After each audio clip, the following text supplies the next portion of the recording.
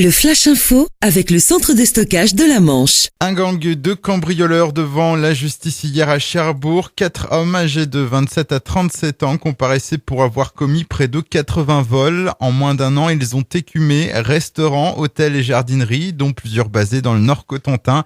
Les cambrioleurs faisaient à chaque fois main basse sur l'argent liquide, les chèques restaurants ou divers petits articles facilement revendables. Le préjudice est estimé à près de 50 000 €.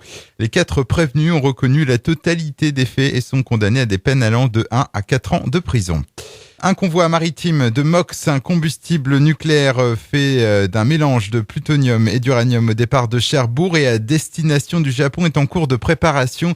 C'est ce qu'a annoncé jeudi le groupe Areva qui n'a toutefois pas donné de date de départ. De son côté, Greenpeace croit savoir qu'il s'agira du 7 juillet et que 8 tonnes de MOX prendront la mer. C'est le 6e transport de MOX de la France vers le Japon, le premier ayant eu lieu en 1999. 4 blessés légers dans un carambolage hier soir à Équeurdreville au niveau du boulevard de la Saline dans le sens Carqueville-Cherbourg.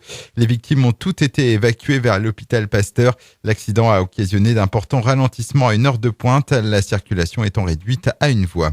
On reste dans l'agglomération cherbourgeoise avec une voiture qui s'est embrasée ce jeudi peu après 21h et ce alors qu'elle circulait rue Médéric à Tour-la-Ville.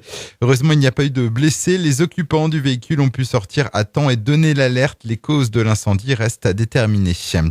69 morsures en 6 mois depuis janvier 2017. Plusieurs dizaines de facteurs ont été victimes d'un chien agressif en Normandie. C'est la Poste qui révèle l'information et dit s'inquiéter d'un tel phénomène.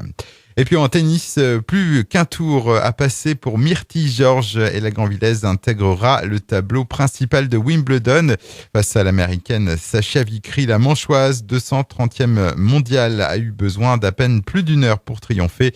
6-2, 6-4. Elle jouera ce vendredi la Belge Alison Van Hoeftank.